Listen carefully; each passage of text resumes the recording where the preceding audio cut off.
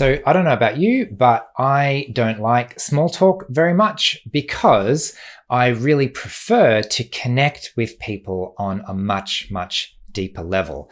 So this video, I'm reflecting on how there are some situations socially that allow the time to do that, but actually most of the time I just feel sort of stressed and anxious.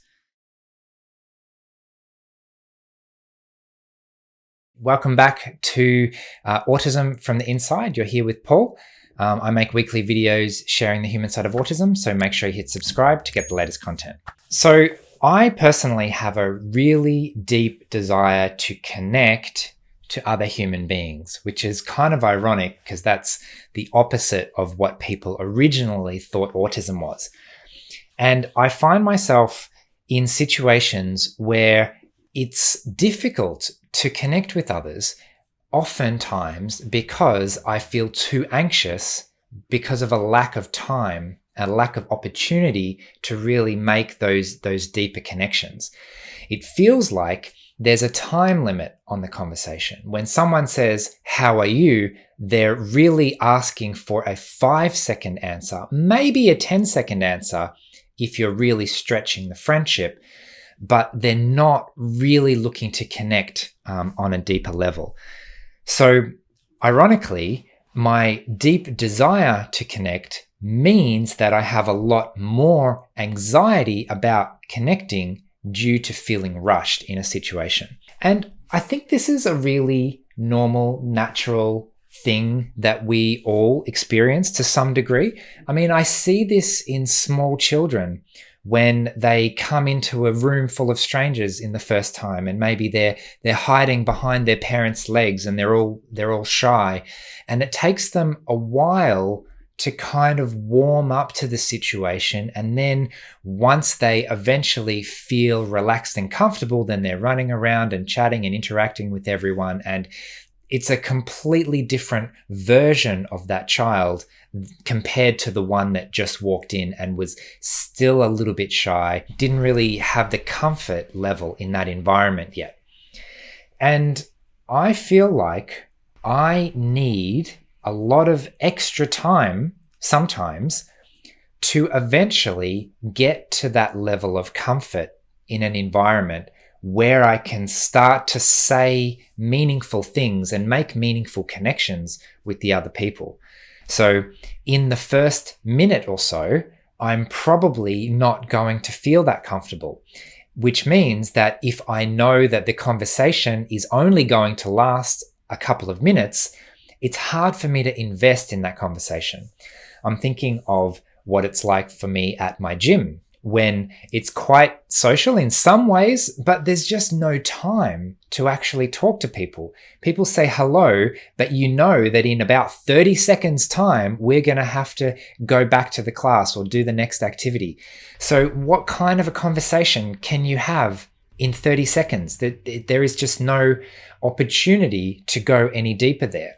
And ironically, it's similar for other events that are actually designed to be more social, like going out to a pub or a networking event, of all things.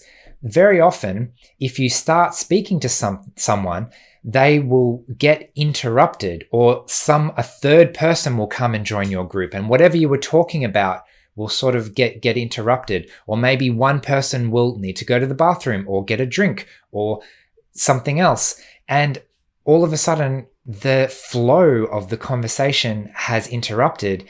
And when you start again with a new person, you have to start from scratch. You have to start with the basic small talk of getting to know you and trying to find an interesting topic of conversation to draw you forward. When if you had more time with that original person, then it would be easier to continue to find deeper and deeper topics to connect on. So in my experience, it seems like most of the population kind of enjoy that level of small talk and that level of social interaction where you might talk to 5 people over the course of an hour. For me, that is way too many. I would rather talk to 1 or 2 people for an hour than 5 or 10 people for an hour, because I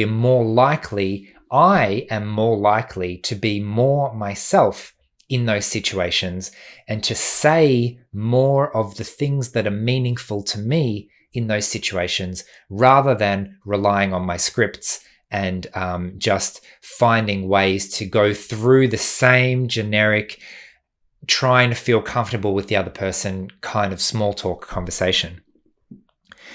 So I also have a good example of this in my life. I once went on a trip with a group of about 50 people, 50 other people from Melbourne. And we were on a 2-week trip. And even though the group was so large, we had enough time that we could form one-on-one relationships with every other person in the group, more or less, which meant that we formed really close bonds. We could actually talk. We could actually get to know each other. And by the end of that couple of weeks, we felt like we were so connected that when we came back to Melbourne, we stayed in touch for years after that, even meeting as a group, because we had been able to form such a strong connection. So this leaves me thinking, imagine if we actually had those opportunities in society to have the time to form a connection. All of a sudden, small talk wouldn't be as bad as it is at the moment. For me personally, the main reason I dislike small talk is because I kind of feel like it's the entree to the main course or something like that, where yes, it's fine if you know that this is part of the process of getting more comfortable with the person and figuring out what you want to talk about and figuring out how you would like to connect.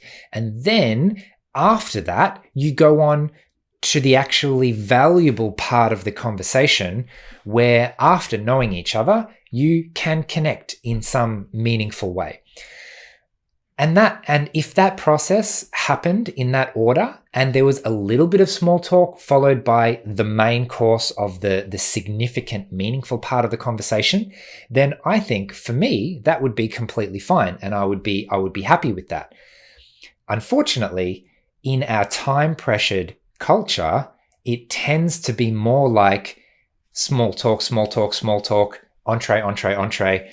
I've just remembered that in the US, they use the word entree to mean main course, and the word for an entree in the US is a starter. So if you're from the US and you're watching this, imagine everything is a starter before you get to that main course of the meal. I don't know if this is just my experience or whether you've had a similar experience of trying to form connections with other people but getting anxious about the time limit for that. So please share your experience in the comments. I'd love to hear what it's like for you. Otherwise, I hope you've enjoyed this video, and I will speak to you again next week. Bye.